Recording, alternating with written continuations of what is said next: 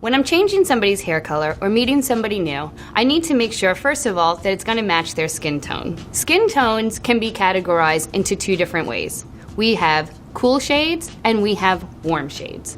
One trick, if you're not sure if you're a warm shade or a cool shade, would be the vein trick.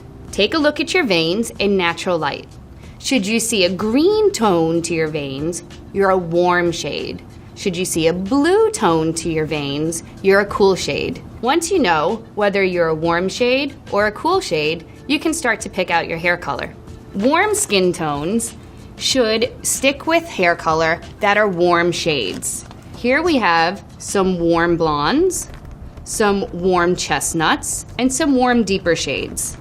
One way to know if your color that you're choosing is a warm shade is by the number system. We can find out if a shade is warm or cool based on the numbers that appear after the point. So, for example, you see 8.3. The first number in our number system shows how light or dark the color is. As you move down and you see a shade like this, 4.45, the original number 4 shows you that it's a dark shade. So now we know the difference between the light shades and the dark shades. Another thing to consider is if you're going to go red. So even though reds tend to make us think all warm, we actually have two categories of reds. We have warm reds and we have cool reds also.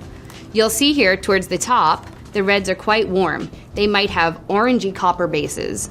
Whereas we get towards the bottom, they get cooler and cooler, where some of them have violet bases, some of them have auburn bases. The warmer reds tend to be lighter, where the cooler reds tend to be slightly darker. When choosing a color, you can use a color swatch guide, but please remember, your natural colors and your natural undertones will help the color process in its own way. So it's always great to talk to a professional or maybe even someone in the store for a little extra help on picking out exactly which shade. But now that you know your skin tone and what's good for your skin tone, you're definitely in the right direction.